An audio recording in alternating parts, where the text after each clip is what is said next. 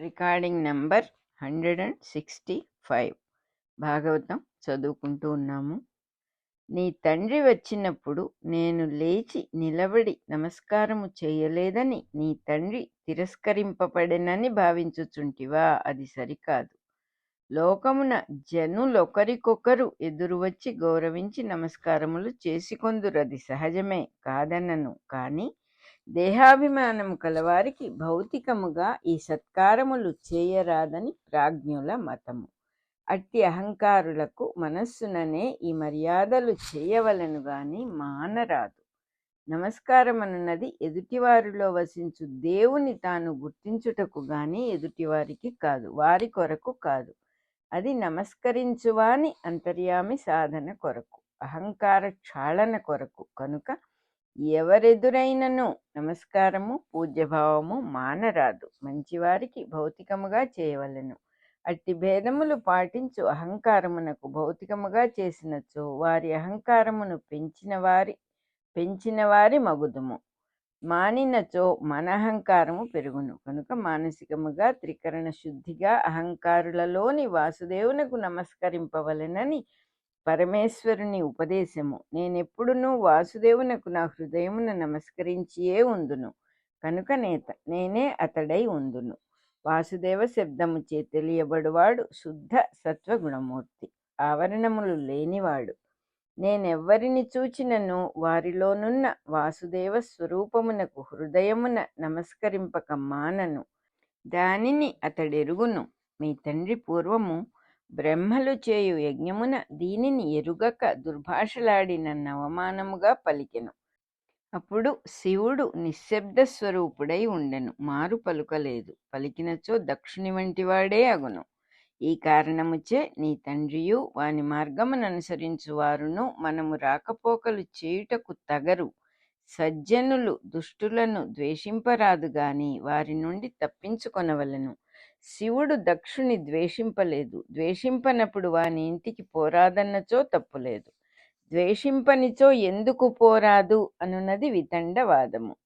రోషద్వేషములు వేరు, యుక్తాయుక్తములను పాటించుట వేరు. పాటించువానిని ద్వేషించువాడని అనరాదు.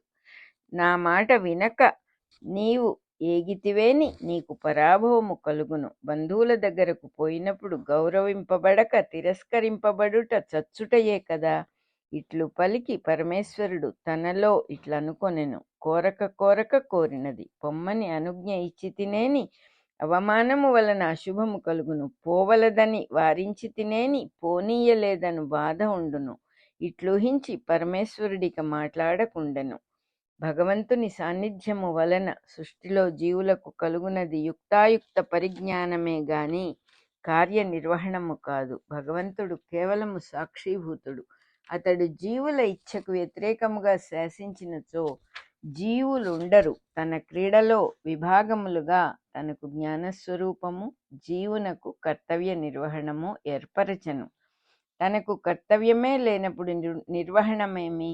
పొందవలసినది పొందదగినది జీవులు నిర్ణయించుకున్న భావములే గాని దేవుని యందు ఈ రెండునూ లేవు. కనుక జీవులకు పొందదగినవాడు దేవుడే. మార్గమున నిరోధములు కల్పించుకొను జీవులే వానిని తొలగించుకొనవలెను. దానికి తన అనుగ్రహమే గాని జోక్యము లేదు.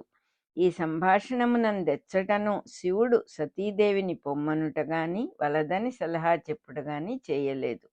ఏది కర్తవ్యమో ఏది కాదో వివరించెను. భగవద్గీతలో కూడా కృష్ణుడు అర్జునునకు అన్నియూ వివరించి జ్ఞానము కలిగించి తుదకు నీకెట్లు బుద్ధి పుట్టిన అట్లు చేయుము అనియే పలికెను. సతీదేవికి తన వారిని చూచు కోరిక ఎక్కువయ్యెను. శివుని సంభాషణము తన కోరికకు ప్రతికూలముగా ఉండెను. మనస్సు దుఃఖపడెను, మేను వడకెను, కన్నీరు చెక్కిళ్లపై కారెను, వేడి నిట్టూర్పులతో హృదయము కలతపడెను, కోపము వచ్చెను. తనకు సాటి అయిన వారు శివునికి ఇంకెవ్వరూ లేరని తెలియను. అతడు తనకు అర్ధ శరీరమిచ్చి గౌరవించనని కూడా తెలియను. అయినను తండ్రిని చూడవలెను అను మమకారం ఎక్కువై ఆమె బయలుదేరి పుట్టింటికి పోయెను. పరాప్రకృతి నుండి అపరాప్రకృతి దాని వికారములు పుట్టి సృష్టి స్థితి లయములు అగును. ఆమె వెంటనే సిద్ధపడి ప్రయాణము చేయగా రుద్రుని అనుచరులు యక్షులు పరివేష్టించి ఏగిరి. వృషభ వాహనము సిద్ధమై నిలిచెను. కేళీకందుకములు, పద్మములు, పెంపుడు చిలుకలు, విసనకర్రలు, పిడుల అద్దములు, పుష్పమాలికలు, వెల్ల గొడుగులు, సువర్ణభూషణములు, కర్పూరము, కస్తూరి, చందనము మున్నగు సుగంధ వస్తువులన్నీయూ మోచుకొని ప్రమధులు నడచిరి. వృషభ వాహనము ముందు శంఖములూదిరి, దుందుభులు మ్రోగించిరి, వేణువులు పూరించిరి. ఇట్టి వైభవవంతమైన ప్రయాణమున యజ్ఞభూమి మార్గము పట్టిరి. వర్ణింపబడిన వస్తువులలో కొన్ని దివ్యములు, కొన్ని మానుషములు. ఇన్ని చిహ్నములను తన విభవములుగా శక్తి సృష్టిలోనికి దిగును. సతీదేవి తన తండ్రి యజ్ఞభూములను సమీపించెను. బంగారు పాత్రలు, మట్టి పాత్రలు, దర్భలు, జింక చర్మములు, ఇనుప పాత్రలు కనిపించినవి. వేదఘోషలు వినిపించుచున్నవి. మహత్తు మొదలగు తత్వములు పశువులుగా బంధింపబడి కర్మలు ఆచరింపబడుచున్నవి. హోమములు రగుల్కొనుచున్నవి. మునులు దేవతలు చేరి ఉండిరి. ఇన్నిటినీ పరికించుచు సతీదేవి యజ్ఞశాల చేరెను. అచ్చట తన తల్లియు సోదరులు తప్ప సభలోని వారెవరునూ దక్షుని వలన భయమున ఆదరింపలేదు.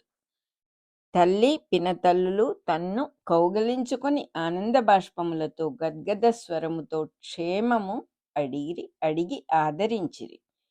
తండ్రి అనాదరించుట వలన మిగిలిన వారు చేసిన సపర్యలను ఆమె అంగీకరింపలేదు. వారు క్షేమమడుగగా మారు పలుకలేదు. ఈ తిరస్కారము వలన దక్షుడు తన భర్తను అవమానించుచున్నాడని తెలిసికొనెను. యజ్ఞమున రుద్రునకు భాగము లేకుండుట కూడా గమనించెను. ఇంతలో ప్రమధులైన భూతగణములు రోషాగ్నితో విజృంభించి లోకములను భస్మము చేయునంతగా ఉద్రేకించిరి. యజ్ఞకర్మలనభ్యసించి గర్వించుచు రుద్రుని ద్వేషించుచున్న దక్షుని వధింతుమని లేచిరి. వారిని వారించి సతీదేవి రోషమున తండ్రితో ఇట్లనెను: ఈశ్వరుడనగా శరీరధారులకు ఆత్మస్వరూపుడు. అంతకన్న ప్రియుడెవడు?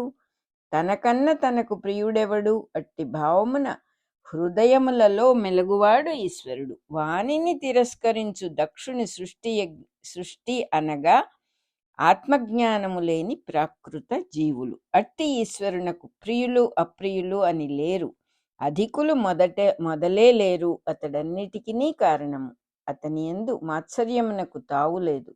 అట్టి రుద్రుని ద్వేషించువాడవు నీవు తప్ప ఇంకెవరునూ లేరు. నీబోటివారు ఎదుటివారి యందు గుణములను దోషములను ఆరోపింతురు. అంతర్యామియందు భాషించు జగత్తులోని భేదములన్నీయూ జీవులు ఆరోపించుకున్నవి. మధ్యస్థులైన వారు ఇతరుల దుర్గుణములయందు దోషములు ఆరోపింపరు. ఎదటివాడు మంచివాడు కానిచో మనకు బాధ ఎలా అనుకొనివాడు మధ్యస్థుడు. మరికొందరు సాధు స్వభావులై ఎదుటివారి దోషములను కూడా గుణములుగా భావించుకొని ఊరకొందురు.